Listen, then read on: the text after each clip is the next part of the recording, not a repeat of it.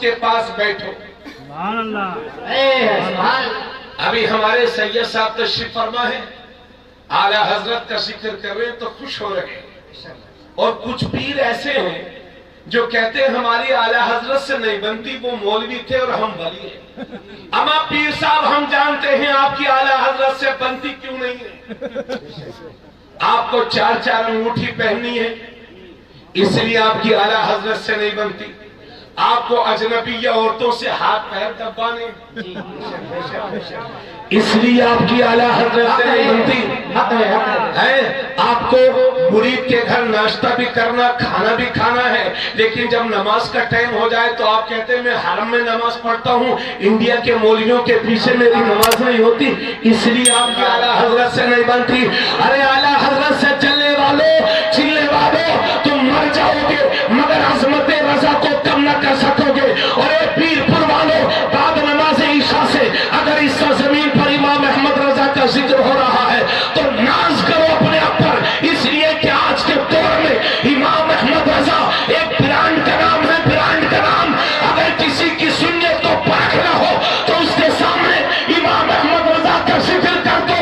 अगर चेहरे पर 12 बच जाए तो समझ जाओ कि गद्दार मुस्तफा है, और चेहरे पर खुशी के आसार जाहिर हो जाए तो समझ जाओ कि वफादार मुस्तफा।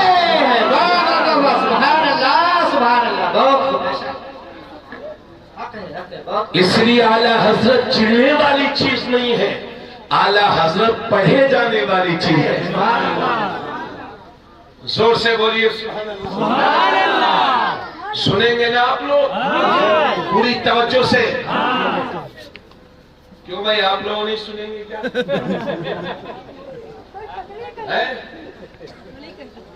चलिए ठीक है, वो कहीं रैली में गए होंगे इसलिए थके हुए हैं।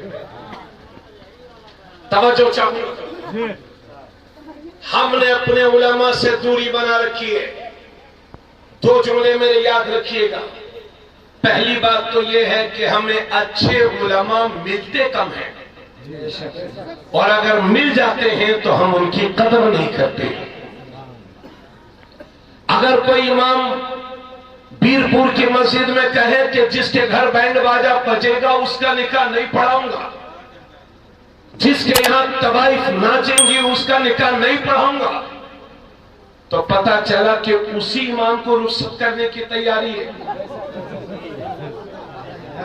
और ये पैसे वाले जो दुनियादार आधी अकल के ये सेठ बने घूमते हैं, सेठ घमंड तकब्बुर में 2 कलमे याद नहीं होते सही से। हमने देखा बड़े बड़े सेठों को कि निकाह पढ़ाने बैठ जाओ तो 2 मिनट में पसीना आने लगता है, और अब्बा कहते हैं हजरत लड़के की जबान जरा लड़खड़ाती है, धीरे धीरे कलमा पढ़ाना।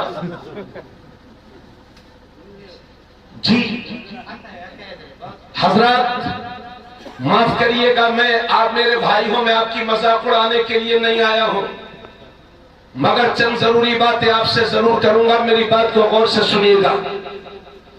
आज के दौर में मुसलमान जिन हालात से गुजर रहा है, अगर यही हालात रहे और इसी तरह से हम गफलत की चादर ओढ़कर सोते रहे तो इस मुल्क में आने वाला वक्त आपके लिए और भी डेंजर और खतरनाक हो जाएगा। इसलिए अगर आपने आने वाली नस्लों को इस मुल्क में इज्जत की जिंदगी जीते देखना चाहते हो और खुद भी बावकार कौम की हैसियत से जिंदा रहना चाहते हो, तो उसका एक ही इलाज है और वो है दामन मुस्तफा की पनाह। आ जाओ, नबी के दामन में सिमट जाओ, इंशाअल्लाह सारी मुश्किलों का हल हो जाएगा। मगर हाय रे मुसलमान, हजरत माफ करिएगा मौलाना मुश्ताक साहब, मगर मैं अगर सच न बोलूं तो मुझे टोक दीजिएगा। आज हमारी पोजीशन ये है कि जैसे ही हमारा बच्चा 10 साल का हुआ तो हमने उससे 50 रुपए दे दिए, जाओ बेटे बालों को कलर करवा लो। अब ये 10 साल का बच्चा कोई बालों को नीला करवा रहा है, कोई पीला करवा रहा है, कोई हरा करवा रहा है।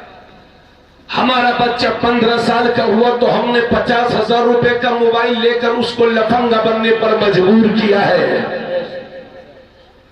और जब हमारा बच्चा 18 साल का हुआ तो हमने 1 लाख रुपए की मोटरसाइकिल खरीदी।